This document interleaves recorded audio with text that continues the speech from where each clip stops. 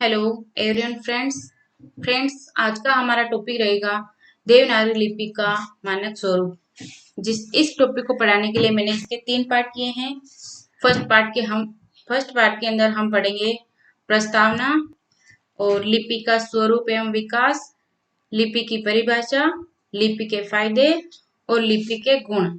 और इस टॉपिक के सेकंड पार्ट में हम पढ़ेंगे देवनागरी लिपि का विकास, देवनागरी लिपि की विशेषताएं, देवनागरी लिपि के दोष एवं त्रुटियां, देवनागरी लिपि में सुधार और हिंदी भाषा का मानकीकरण। और इसके थर्ड पार्ट में हम पढ़ेंगे देवनागरी लिपि का मानकीकरण और इस पूरे टॉपिक का सारांश। तो फ्रेंड्स शुरू करते हैं हमारा आज का वीडियो।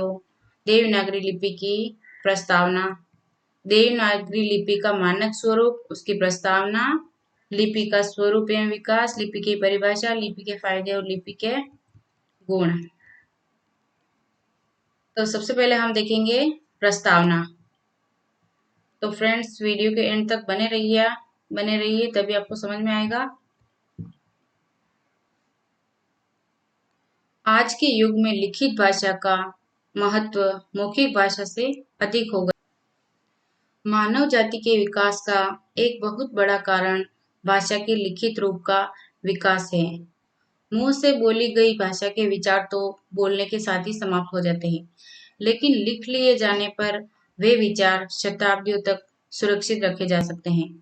लिखने का यह कार्य लिपि के विकास से संभव हो सका है। प्रत्येक मनुष्य के मन में यह स्वाभाविक प्रश्न रहता है। प्रत्येक मनुष्य के मन में क्या प्रश्न रहता है? प्रत्येक मनुष्य के मन में ये सवाल रहता है कि लिपि का विकास कैसे हुआ, लिपि आखिर है क्या। इस संबंध में समस्त प्रकार की जानकारी देने का प्रयास इस इकाई में किया गया है। लिपि की परिभाषा एवं लिपि से होने वाले लाभ को स्पष्ट करते हुए लिपि के गुणों को स्पष्ट किया गया है। भारतीय संविधान में हिंदी को राजभाषा घोषित करते हुए देवनागरी लिपि को उसकी लिपि के रूप में मान्यता दी गई है। देवनागरी लिपि का विकास भारत की प्राचीन ब्राह्मी लिपि से हुआ है। जो हमारे हिंदी की मानक जो लिपि है वो देवनागरी लिपि है और उसका विकास भारत की प्राचीन ब्राह्मी लिपि से हुआ है। ब्राह्मी लिपि से क्रमशः गुप्त लिपि और कुटिल लिपि का विकास हुआ। ब्राह्मी लिपि से और कौन सी लिपि का विकास हुआ? गुप्त लिपि और कुटिल लिपि। 9वीं-10वीं शताब्दी तक आते आते देवनागरी लिपि का विकास हो गया था। विद्वानों में इसके नामकरण को लेकर पर्याप्त मतभेद हैं, लेकिन इस बात को लेकर सभी विद्वान एक मत हैं कि देवनागरी लिपि विश्व की सर्वाधिक वैज्ञानिक लिपि है। देवनागरी लिपि जो है विश्व की सर्वाधिक वैज्ञानिक लिपि है। इसमें स्वरों और व्यंजनों का स्पष्ट विभाजन है। स्वर भी ह्रस्व और दीर्घ के रूप में तो व्यंजन घोष, अघोष, अल्पप्राण, महाप्राण और अनुनासिक रूप में स्पष्टतः विभाजित हैं। ये जो विभाजन है वो वैज्ञानिक दृष्टि से बहुत ही सर्वश्रेष्ठ जो है विभाजन है। इस लिपि की सबसे बड़ी खूबी यह है कि इसमें संसार भर की किसी भी भाषा की ध्वनियों को लिखा जा सकता है। इस जो हमारी देवनागरी लिपि है उसकी सबसे बड़ी विशेषता क्या है कि जो हमारी देवनागरी लिपि है उस लिपि के अंदर संसार की किसी भी भाषा को, किसी भी ध्वनियों को लिख सकते हैं हम देवनागरी लिपि के अंदर। इसके अलावा इस लिपि में जो लिखा जाता है वही पढ़ा जाता है। देवनागरी लिपि के अंदर जो लिखा जाता है वही पढ़ा जाता है और जो बोला जाता है वही लिखा जाता है। इसके बावजूद टाइपिंग, प्रिंटिंग और कंप्यूटर की दृष्टि से इस लिपि में कुछ दोष और त्रुटियां दिखाई देती हैं। इसके सुधार के लिए अनेक प्रयास किए गए हैं। भारत सरकार के मानव संसाधन मंत्रालय की ओर से देवनागरी के मानक स्वरूप को निर्धारित किया गया है। देखो, भारत सरकार के मानव संसाधन मंत्रालय की ओर से देवनागरी के मानक स्वरूप को निर्धारित किया गया है। तो देवनागरी लिपि का मानक स्वरूप किसने निर्धारण किया है? देवनागरी लिपि का जो मानक स्वरूप है उसका निर्धारण किसने किया है? तो मानव संसाधन मंत्रालय ने किया है। ठीक है, किंतु जब तक आम नागरिक उनका पालन करने का अभ्यास नहीं कर लेता है, तब तक देवनागरी का मानक रूप सबके लिए हितकारी नहीं बन सकता है। अतः विद्यार्थियों को देवनागरी के मानक रूप को समझकर उसके प्रयोग को शुरू कर देना चाहिए। इस इकाई में देवनागरी लिपि से संबंधित सभी बातों को स्पष्ट करते हुए आपके लिए उसके मानक रूप को भी प्रकट किया गया है। ये थी देवनागरी लिपि के मानक स्वरूप की प्रस्तावना थी, और अब हम पढ़ेंगे कि देवनागरी लिपि का स्वरूप कैसा था और उसका विकास कैसे हुआ है। तो सबसे पहले हम पढ़ेंगे लिपि किसे कहते हैं।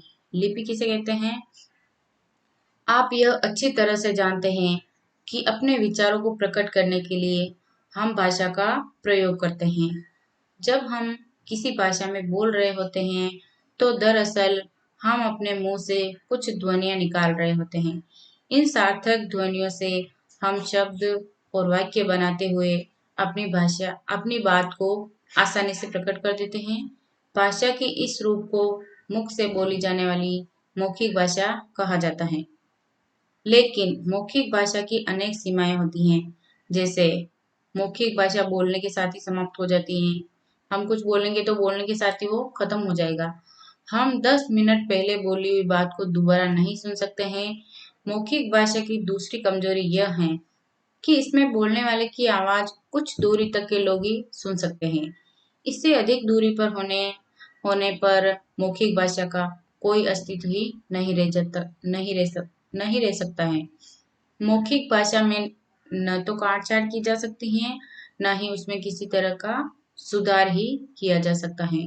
मौखिक भाषा अपनी इन्हीं कमजोरी के कारण अल्पजीवी और सीमित दायरे तक ही प्रयुक्त किए जा सकते हैं। मौखिक भाषा की सीमाओं के कारण ही लिखित भाषा का विकास संभव हो सका। यानी कि जो मौखिक भाषा है उसकी कुछ सीमाएं हैं। जैसे कुछ बोलेंगे तो वो बोलने के साथ ही समाप्त हो जाएगा, और बोलने के बाद जो हमने कुछ बोला है उसके अंदर हम काट छाट नहीं कर सकते हैं, कुछ भी बदलाव नहीं कर सकते हैं। और जो मौखिक भाषा है वो थोड़ी दूरी तक ही सुनाई देती है। ज्यादा दूरी वाले लोग अपनी बात को ना तो सुन सकते हैं ना समझ सकते हैं। तो इसलिए मौखिक भाषा भाषा में मुंह से उच्चारित की जाने वाली ध्वनियों को लिखने के लिए उनके प्रतीकात्मक चिन्ह बनाए गए। इसलिए जो हमारे मुंह से जो ध्वनि उच्चारित होती है, उन ध्वनियों के हमने प्रतीकात्मक चिन्ह बनाए हैं। इस तरह जो ध्वनियां हम मुंह से निकालते हैं उन्हें अलग अलग चिन्हों के द्वारा प्रकट करना ही भाषा को लिखित रूप देना है।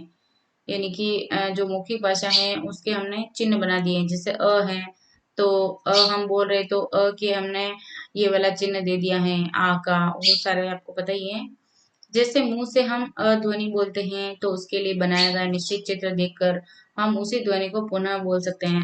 हम लिख लेते तो सभी लोग इसको पढ़कर ही बोलेंगे, क्योंकि ये का एक संकेत हो गया, उस ध्वनि का ये एक संकेत हो गया। ये लिखे हुए चिन्ह ही लिपि कहलाते हैं। भाषा के लिखित रूप को ही लिपि कहते हैं। भाषा के लिखित रूप को क्या कहते हैं? लिपि। तो लिपि किसको कहेंगे? भाषा के लिखे हुए चिन्ह ही लिपि कहलाते हैं।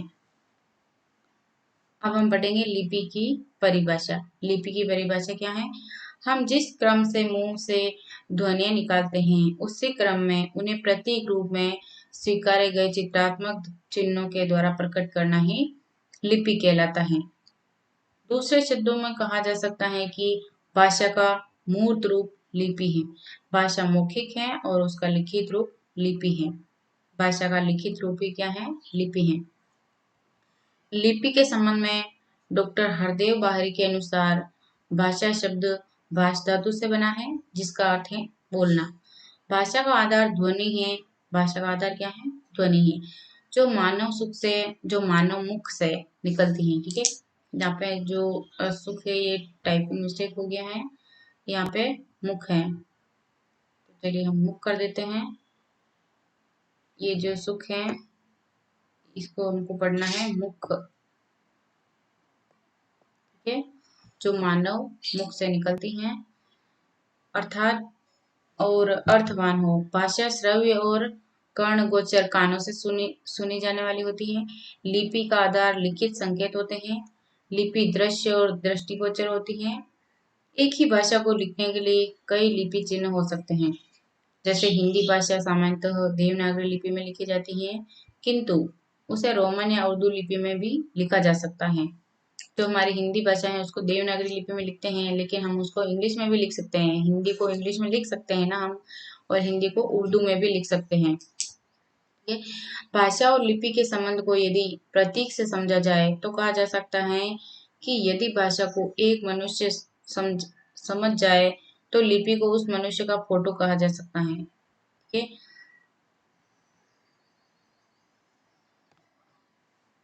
इस लाइन में क्या बोला गया है, यदि हम भाषा को मनुष्य समझेंगे तो लिपि को क्या समझेंगे, हम उस मनुष्य का फोटो समझेंगे। जो अंतर एक मनुष्य और उसके चित्र में होता है वही अंतर भाषा और लिपि में समझा जा सकता है। जो अंतर मनुष्य और उसके फोटो में होता है ना, वही अंतर जो है भाषा और लिपि में होता है। मनुष्य को समझना है हमको भाषा, और उसके चित्र को क्या समझना है, लिपि। भाषा असल असल है तो लिपि इसकी नकल है। भाषा असली रूप है और लिपि क्या है, उसकी नकल है। तो फ्रेंड्स, अब हम पढ़ेंगे लिपि के फायदे क्या हैं। लिपि मौखिक या उच्चरित भाषा की कमियों को दूर कर देती है। लिपि क्या है, मौखिक या उच्चरित भाषा की जो कमियां थी उनको दूर कर देती है। कौन दूर कर देती है, लिपि। लिपि भाषा को अमरता प्रदान करती है। अमरता प्रदान करती है ना लिपि। कैसे अमरता प्रदान करती है कि आज का कुछ भी लिख दिया है तो वो 100 वर्षों तक उसको पढ़ सकते हैं, तो वो क्या अमर, यानी कि हजारों करोड़ों सालों तक जो आज का लिखा हुआ है वो जिंदा रहता है, अमर रहता है। लिपि में लिखा हुआ साहित्य युगों युगों तक सुरक्षित रहता है। कालिदास और शेक्सपियर का लिपिबद्ध साहित्य आज भी सुरक्षित होने से पढ़ा जाता है। कालिदास और शेक्सपियर का जो लिपिबद्ध साहित्य है वो आज ही हम पढ़ रहे हैं, जबकि खुद कालिदास ने मुंह से बोलकर जो विचार प्रकट किए होंगे वह तो उनके बोलने के साथ ही समाप्त भी हो गए हैं। जो कालिदास जी ने लिख दिया वो तो हम पढ़ रहे हैं, लेकिन जो कालिदास जी ने मुंह से बोला होगा वो तो उनके बोलने के साथ ही खत्म हो गया है। इसलिए ध्वनि पर आधारित मौखिक भाषा नश्वर होती है, जबकि लिखित भाषा अमर हो जाती है। एक बार बोली गई ध्वनि को हम दोबारा नहीं सुन सकते हैं, लेकिन लिखित विषय को हम बार बार देख पढ़ सकते हैं, उस पर चिंतन मनन कर सकते हैं। लिपि देश और काल से परे आने वाली सैकड़ों पीढ़ियों तक एक व्यक्ति के भावों और विचारों को दूसरों तक पहुंचा देती है। मानव समाज की उन्नति में लिपि का ही सर्वाधिक योगदान रहा है।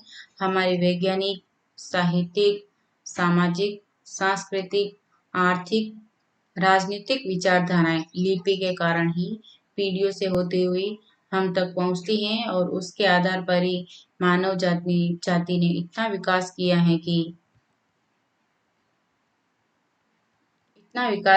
कि आदिम मनुष्य सिर्फ बोलता था, लिखता नहीं था।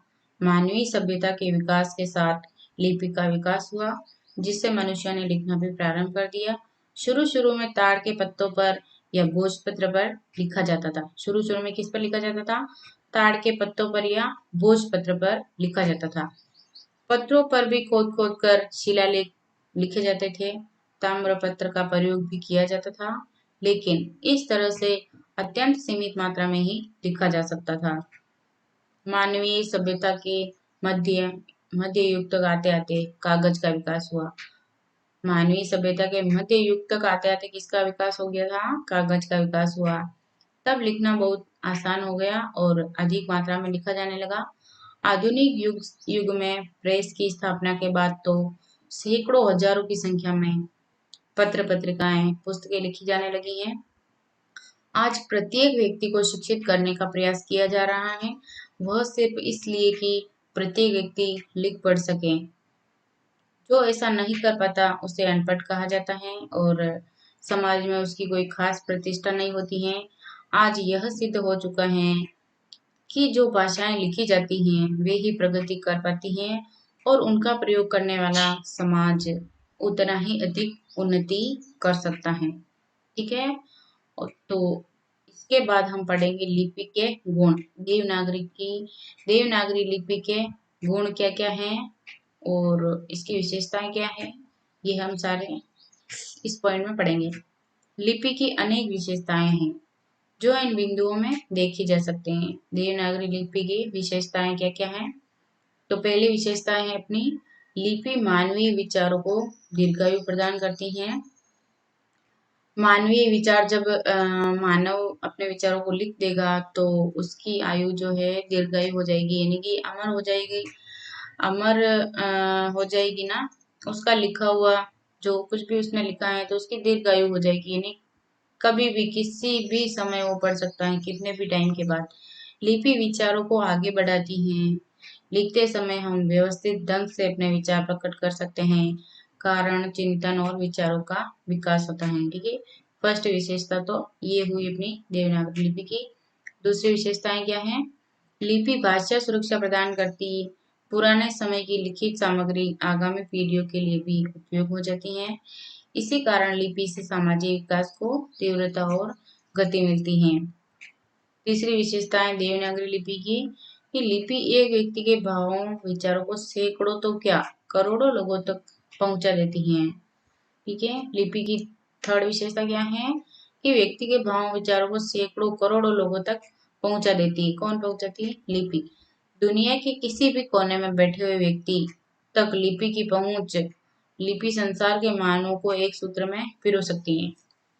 तो फ्रेंड्स, आज के लिए ये वीडियो काफी है, नहीं तो लंबा वीडियो हो जाएगा, इसलिए इसके जो अगला टॉपिक है देवनागरी लिपि का विकास, और जो मैंने पॉइंट बताए थे आपको पहले, उसको मैं एक बार और बता देती हूँ आपको।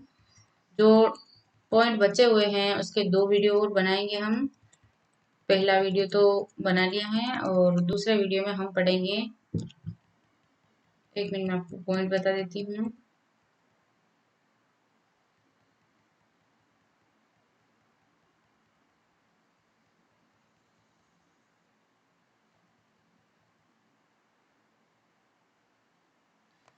ठीक है फ्रेंड्स, आज हमने लिपि के गुण तक पढ़ लिया है और दूसरे वीडियो में मैं पढ़ाऊंगी आपको देवनागरी लिपि का विकास, लिपि की विशेषताएं, लिपि के दोष और त्रुटियां, और लिपि में सुधार कैसे हो सकता है, और हिंदी भाषा का मानकीकरण। ठीक है।